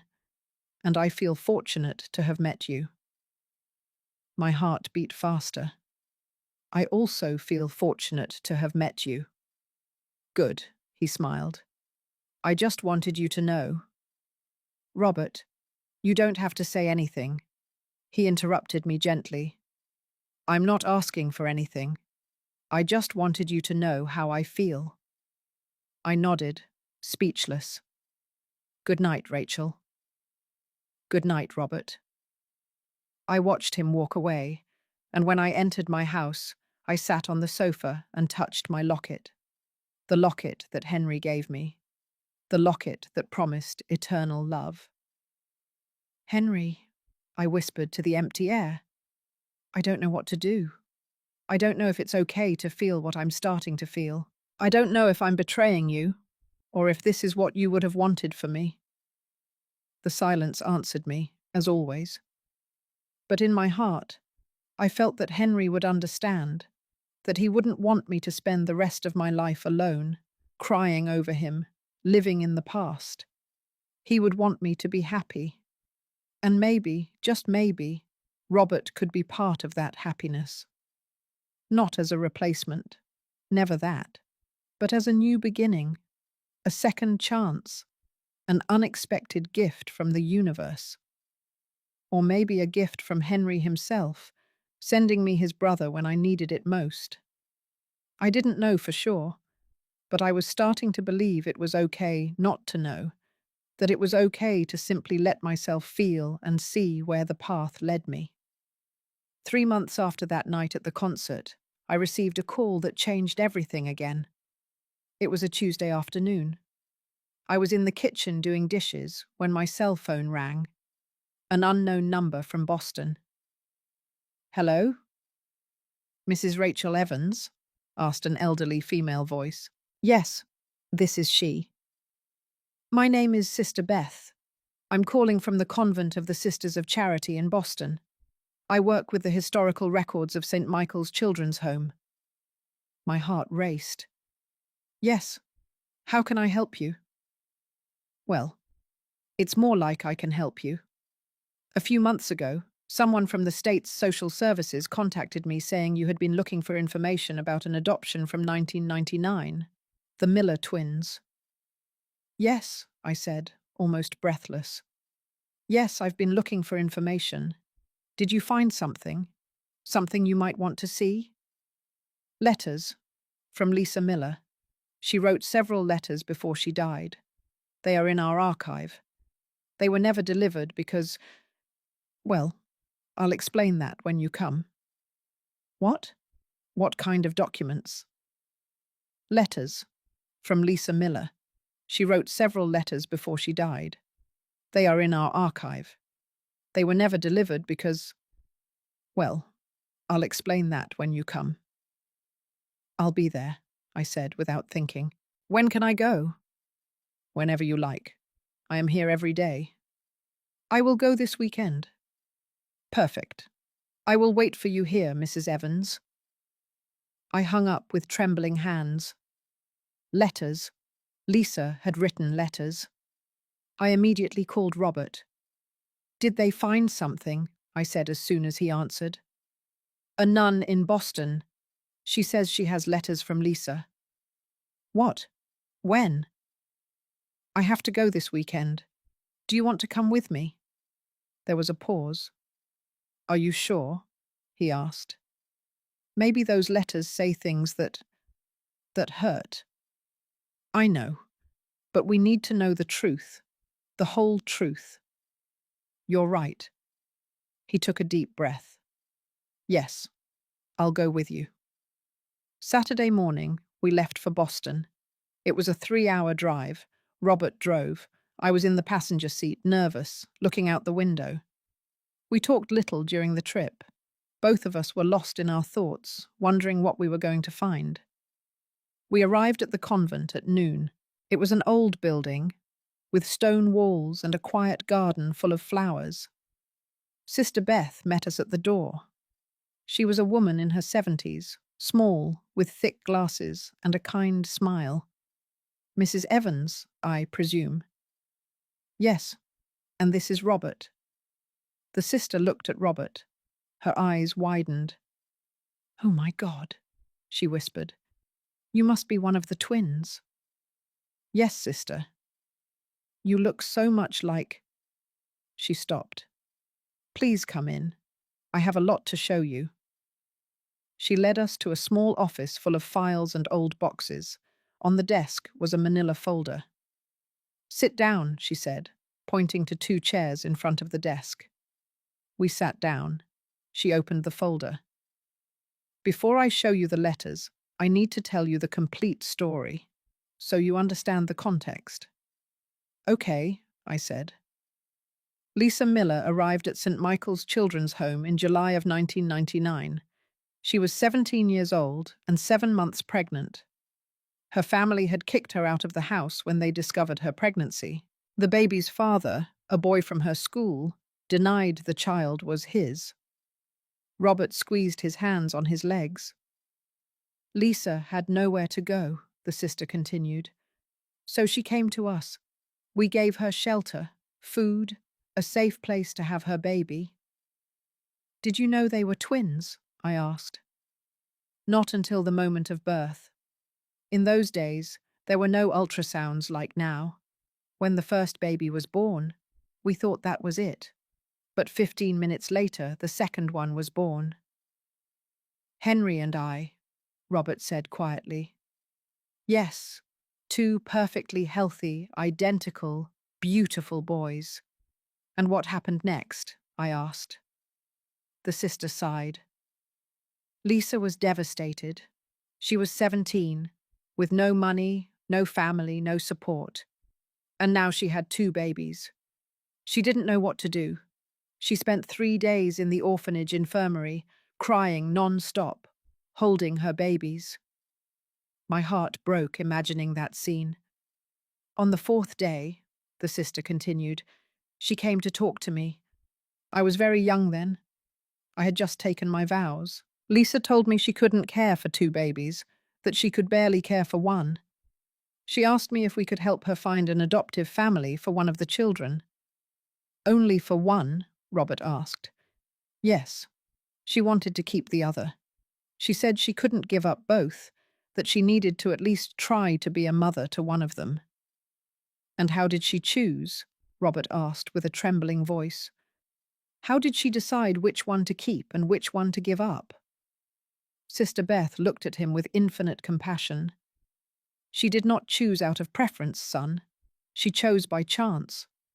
She closed her eyes and held both babies, and the one in her right arm she kept. The one in her left arm, that was you. Robert covered his face with his hands. His shoulders were shaking. It was not because she didn't love you, the sister continued softly. It was because she had to make an impossible decision, and that was the only fair way she found to do it. And after that? I asked, tears rolling down my face. After that, she left with Henry. She got a job as a nanny. She lived in service quarters. She worked day and night to support that child. And she succeeded. She gave him a life, not perfect, but full of love. And she never came back for Robert? I asked. She couldn't. The sister opened the folder. But she wrote letters. For years. Letters she never sent because she didn't know where to. She pulled out an envelope, yellowed, old. This is from 2007, 8 years after the birth. She handed the envelope to Robert. With trembling hands, he opened it and began to read aloud. My dearest Robert, today is your 8th birthday. Henry, your brother, is also turning 8. I baked a small party for him, just the two of us, a chocolate cake that I made with my own hands and some candles. But as we sang Happy Birthday, I could only think of you. Where are you? What do you look like? Are you happy? Does your family treat you well? I think of you every day, every birthday, every Christmas. Every moment of joy with Henry is tinged with the sadness of your absence. Henry does not know about you. I have not told him. How could I explain to him that he has a brother he will never meet? How could I burden him with that pain? Sometimes I wonder if I did the right thing, if I should have found a way to keep both of you, if I should have been stronger. But then I look at Henry, healthy and happy, and I tell myself that at least I saved one, that at least one of my children is okay. I pray every night that you are also okay, that you found a family that loves you as I could not love you, that you are happy. I love you, my son. Even if you are not with me, even if I never see you again, I will always love you. Your mother, Lisa. Robert couldn't keep reading. He was sobbing openly now. I got up and hugged him. We were both crying. Sister Beth waited patiently, tears in her own eyes. There are more, she said softly when Robert could breathe again. She wrote one every year until 2017, 18 letters in total. Why did she never send them? I asked. Because the adoption records were private. She didn't know who had adopted Robert. She didn't know his last name. She didn't know where he lived. So she wrote the letters and kept them here, with us, hoping that someday someone would come looking for them. And here we are, Robert said.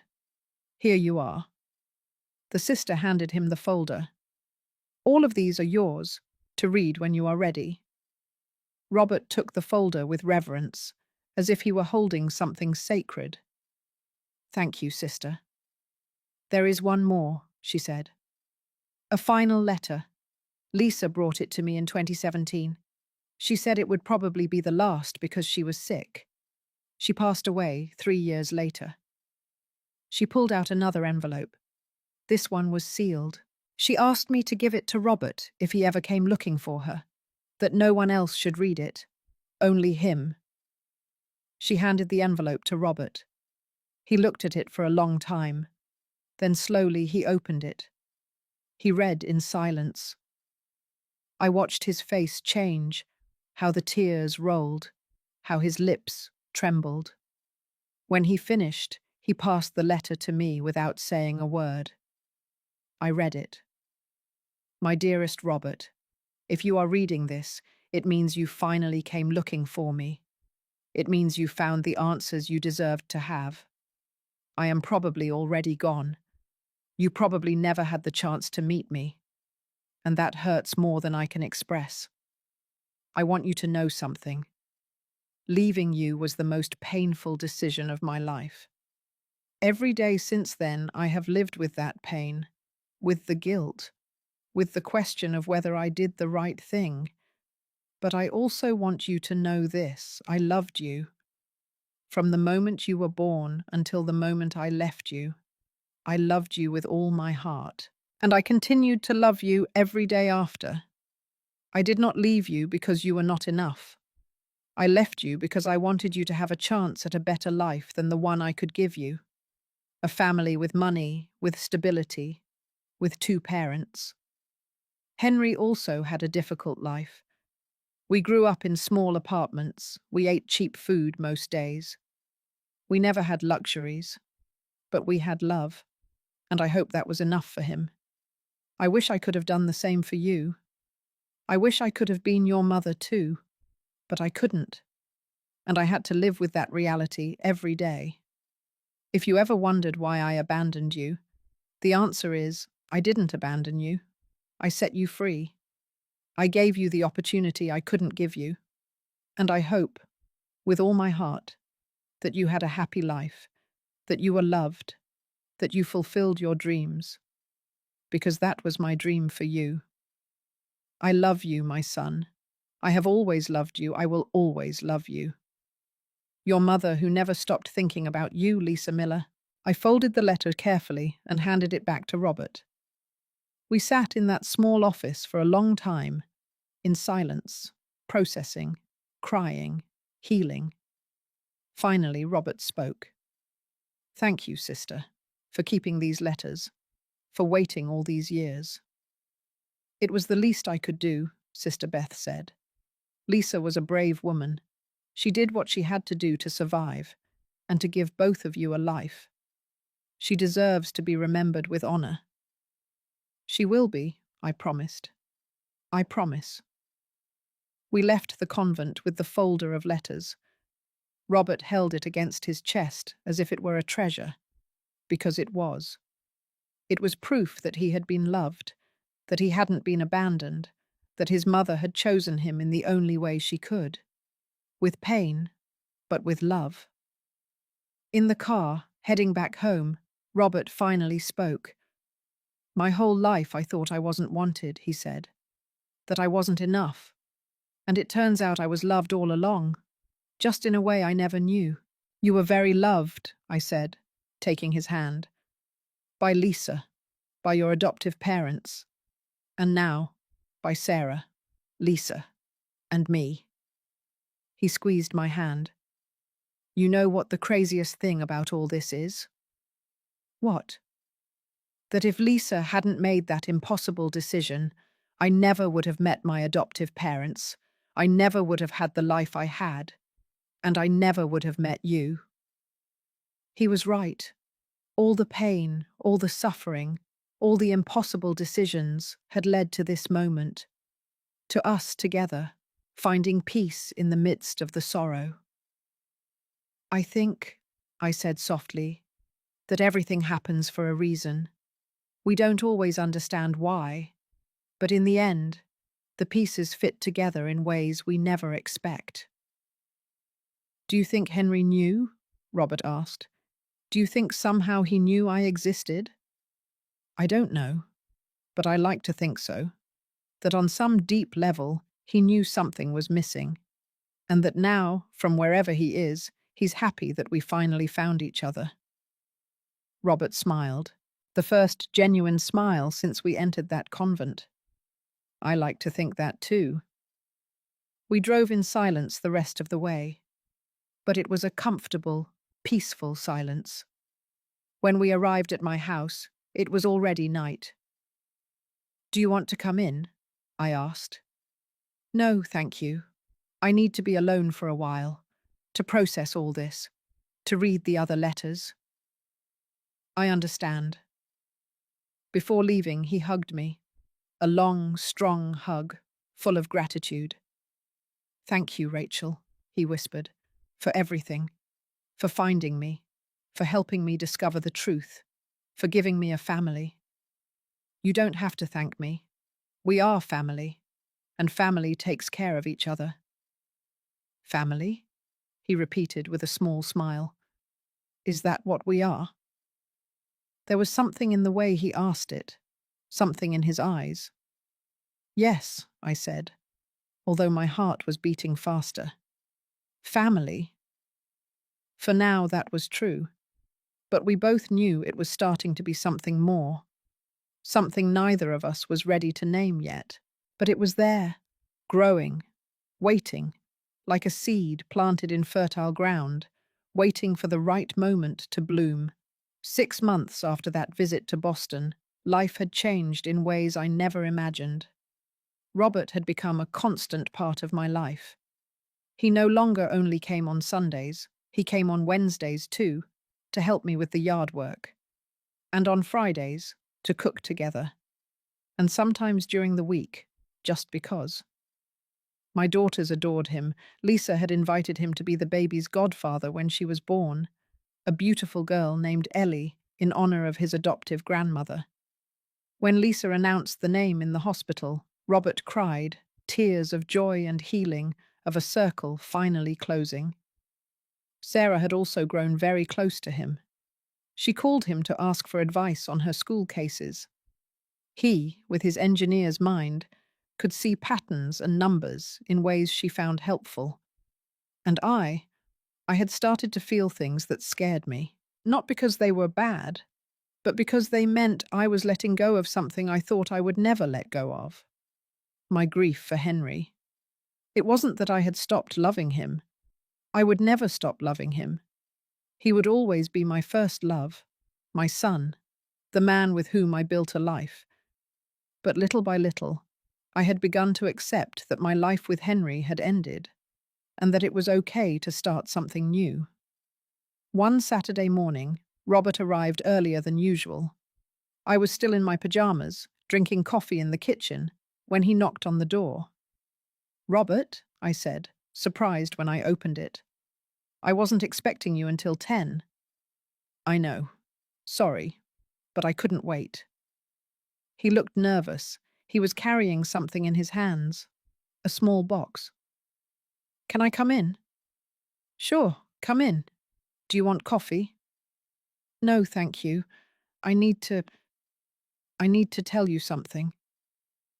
My heart began to beat faster. We sat in the living room. He put the box on the coffee table, but didn't open it yet. "What's wrong?" I asked. "You're scaring me." "I don't want to scare you. I want to—" He took a deep breath. "Rachel, these last few months have been the happiest of my life, and I know it's probably too soon. I know maybe I'll never measure up to Henry, but I need to tell you this. Rachel, I'm in love with you," he said all at once. "I don't know when exactly it happened. Maybe it was at that concert, or maybe it was when you invited me to meet your daughters, or maybe it was the day you took me to my mother's grave and held my hand while I cried. I don't know, but it happened, and I can't pretend we're just friends anymore." Tears filled my eyes. "I'm also in love with you," I whispered, "and I felt so guilty about it." "Why?" "Because it feels like betraying Henry, like replacing him." Robert took my hands. "You're not replacing him. I am not Henry. I never will be. And I don't want to be. I want to be Robert, the man who loves you for who you are." "Not because you are his mother, but because you are smart and strong and beautiful and kind." "I don't know if I'm ready," I admitted, "for this, for loving someone again." "You don't need to be ready today, or tomorrow, or next month. I just need you to know how I feel, and that when you are ready, if you ever are, I'll be here waiting." I looked at this man in front of me, this man who had entered my life in the most impossible way, who shared my son's face but had his own heart, his own soul. And I realized something. I didn't have to choose between Henry and Robert. I could love both, in different ways, at different times. But both were valid. Both were real. "There's something I need to do first," I said. I stood up. I went to my bedroom. I opened the drawer of my dresser, and I took out the locket. I had worn it for 3 years. I never thought I would take it off. But now, looking at it, I knew it was time. Not because Henry didn't matter, but because I had learned that loving someone new didn't mean stopping loving the one you lost. It simply meant that your heart had found more space. I returned to the living room. Robert looked at me, expectant. "I need to do something," I told him. "Would you come with me?" "Where?" "To the cemetery." Half an hour later, we were standing in front of Henry's grave. There were fresh flowers, the ones I put there every week. Robert stayed a few steps back, giving me space. I knelt in front of the tombstone. I touched Henry's name engraved in the marble. "Hello, my love," I whispered. "I came to say goodbye. Not forever, never forever, but in a different way." The tears rolled down my face freely. "I met your brother. I know you already know. I know somehow you brought us together, because we needed to find each other. He needed family, and I needed a reason to keep going." I touched the locket. "I fell in love with him, Henry, and I feel guilty about it. But I also feel that maybe you would want this for me, that you would want me to be happy, that I wouldn't spend the rest of my life alone." I undid the clasp of the locket slowly. I cried as I did it. "But I need to move on. I need to live, because I'm still here, and you would want me to live, wouldn't you?" The wind blew softly, moving the flowers, and I felt in my heart that Henry was giving me his blessing. "Thank you," I whispered, "for everything, for 25 years of love, for a life that, although it ended too soon, was complete. I will never forget you. You will never stop being a part of me." I kissed the locket, and then I placed it on the small vase of flowers in front of the grave. "But now it's time for me to find my own happiness again, and I think your brother can give me that, in a different but good way. Very good." I stood up. I wiped my tears. "I love you, Henry. Always." I turned toward Robert. He had tears in his eyes, too. "Are you sure?" he asked. "I'm sure." We walked back to the car, holding hands. And although my heart still ached for Henry, it also felt light, free, ready to love again. 3 months later, Robert and I were in the yard of my house. He had brought new seeds, heirloom tomatoes, the same ones Henry used to plant. "Are you sure you want to plant them?" he asked. "I know this was Henry's garden." "It was Henry's garden," I said. "But now it can be our garden. We don't have to erase his memory to create our own history." Robert smiled. That smile that no longer reminded me so much of Henry, but that had begun to be uniquely Robert's. We planted together. We dug the soil. We put in the seeds. We watered them. And as we worked, we talked about our plans. Robert had decided to sell his house. It was too big for one person, and it was too far away. "Have you thought about where you would move?" I asked, although I had an idea. "Well," he said carefully, "I had thought, maybe, if it's not too soon." "Yes," I said before he could finish. "Yes?" "Yes, you can move here, if that's what you wanted to ask." His face lit up. "Are you sure? I don't want to pressure you." "I'm sure. This house is too big for me alone, and you spend most of your time here anyway. It makes sense." And your daughters, what are they going to think? I already asked them. They think it's fine. In fact, Sarah said it was about time we stopped pretending we were just friends. Robert laughed. He pulled me toward him, and he kissed me. It wasn't our first kiss. We had had our first kiss a month ago, one night after dinner, when the conversation stopped and we simply looked at each other and knew it was time. But every kiss still felt special. It still gave me butterflies in my stomach. I love you, Rachel, he said against my lips. I love you too, Robert. And I meant it, not in the same way I loved Henry. It was different, but it was no less real. It was no less deep. It was simply new. A second chance at happiness. A gift that the universe, or God, or Henry himself had given me when I needed it most. That night we had dinner with the whole family. Sarah, Lisa, her husband Mark, the little Ellie, Robert, and me. All around the table that used to belong only to Henry and me, but that was now ours. Lisa raised her glass. A toast, she said, to Uncle Robert, to Mum and to Henry, who somehow brought us all together. To Henry, everyone repeated. And to second chances, I added. To the love we lost and the love we found. To second chances, everyone said.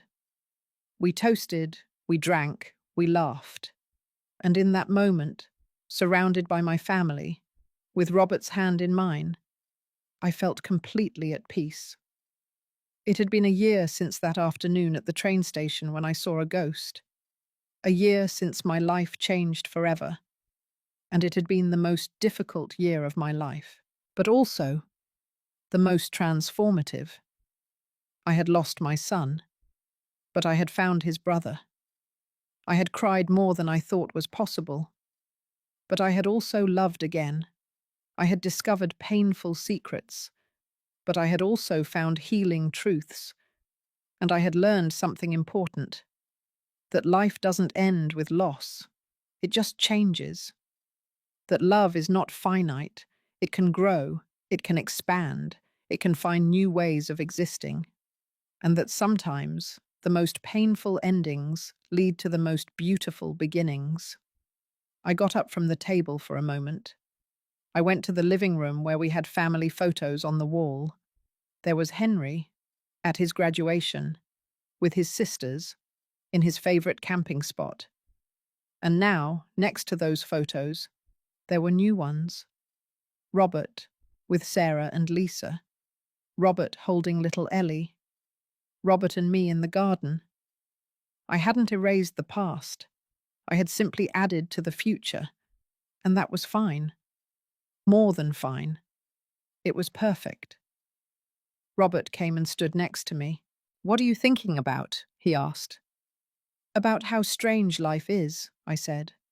About how the most impossible things sometimes turn out to be exactly what we needed.